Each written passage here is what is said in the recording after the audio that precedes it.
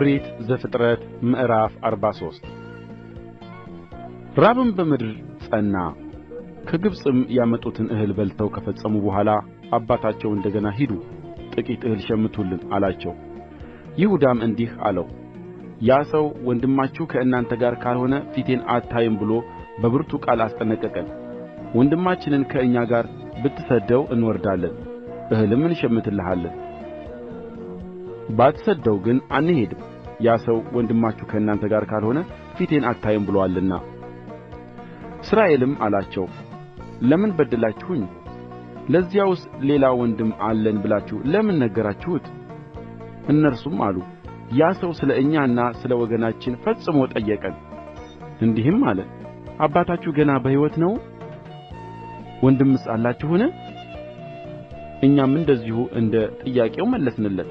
በውኑ ወንድማችሁን አምጡ እንዲለን እናውቅ ነበርን? ይሁዳም አባቱን እስራኤልን አለው፣ እኛና አንተ ልጆቻችንም ደግሞ እንድንድን እንዳንሞትም ብላቴናውን ከእኔ ጋር ስደደው፣ እኛም ተነሥተን እንሄዳለን። እኔ ስለ እርሱ እዋሳለሁ፣ ከእጄ ትሻዋለህ። ወደ አንተ ባላመጣው በፊትህም ባላቆመው በዘመናት ሁሉ አንተን የበደልሁ ልሁን። ባንዘገይስ ኖሮ አሁን ሁለተኛ ጊዜ በተመለስን ነበር።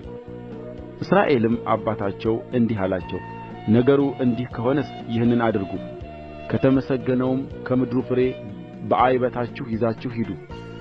ለዚያም ሰው እጅ መንሻ ጥቂት በለሳን፣ ጥቂት ማር፣ ሽቱ፣ ከርቤ፣ ተምር፣ ለውዝ ውሰዱ። ብሩን በአጠፌታ አድርጋችሁ በእጃችሁ ውሰዱ። በዓይበታችሁ አፍ የተመለሰውን ብር መልሳችሁ ውሰዱ። ምናልባት በስሕተት ይሆናል። ወንድማችሁንም ውሰዱ። ተነስታችሁም ወደዚያ ሰው ተመለሱ። ሁሉን የሚችል አምላክም ሌላውን ወንድማችሁንና ብንያምን ከእናንተ ጋር ይሰድድ ዘንድ በዚያ ሰው ፊት ምሕረትን ይስጣችሁ። እኔም ልጆቼን እንዳጣሁ አጣሁ። ሰዎቹም በእጃቸው ያችን እጅ መንሻና አጠፌታውን ብር ብንያምንም ወሰዱ። ተነሥተውም ወደ ግብፅ ወረዱ፣ በዮሴፍም ፊት ቆሙ። ዮሴፍም ብንያምን ከእነርሱ ጋር ባየው ጊዜ የቤቱን አዛዥ እንዲህ ብሎ አዘዘው፣ እነዚያን ሰዎች ወደ ቤት አስገባቸው፣ እርድም እረድ አዘጋጅም። እነዚያም ሰዎች በእኩለ ቀን ከእኔ ጋር ይበላሉና። ያ ሰውም ዮሴፍ እንዳለው አደረገ። ያ ሰውም ሰዎችን ወደ ዮሴፍ ቤት አስገባ። እነርሱም ወደ ዮሴፍ ቤት ስለ ገቡ ፈሩ፣ እንዲህም አሉ፣ በዓይበታችን ቀድሞ ስለ ተመለሰው ብር ሊተናኰልብን ሊወድቅብንም እኛንም በባርነት ሊገዛ አህዮቻችንንም ሊወስድ ወደዚህ አስገባን። ወደ ዮሴፍ ቤት አዛዥም ቀረቡ፣ በቤቱም ደጅ ተናገሩት፣ እንዲህም አሉት፣ ጌታዬ ሆይ ቀድሞ እህልን ልንሸምት ወርደን ነበር። ወደምናድርበትም ስፍራ በደረስን ጊዜ ዓይበታችንን ከፈትን። እነሆም የእያንዳንዱ ሰው ብር በየዓይበቱ አፍ እንደ ሚዛኑ ብራችን ነበረ። አሁንም በእጃችን መለስነው። እህል እንሸምትበት ዘንድ ሌላም ብር በእጃችን አመጣን። ብራችንንም በዓይበታችን ማን እንደ ጨመረው አናውቅም። እርሱም አላቸው፣ ሰላም ለእናንተ ይሁን፣ አትፍሩ። አምላካችሁና የአባታችሁ አምላክ በዓይበታችሁ የተሰወረ ገንዘብ ሰጣችሁ። ብራችሁስ ደርሶኛል። ስምዖንንም አወጣላቸው።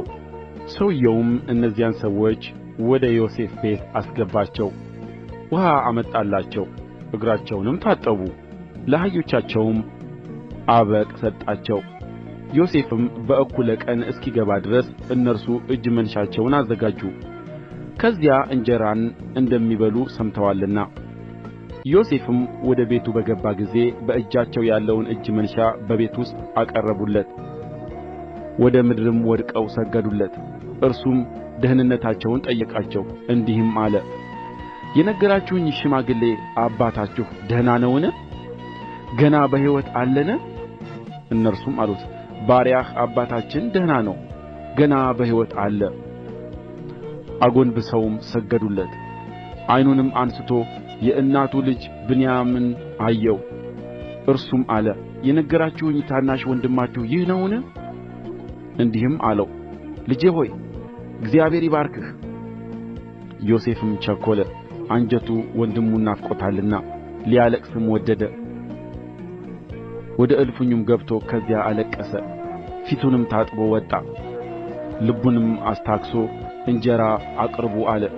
ለእርሱም ለብቻው አቀረቡ፣ ለእነርሱም ለብቻቸው፣ ከእርሱ ጋር ለሚበሉትም ለግብፅ ሰዎችም ለብቻቸው።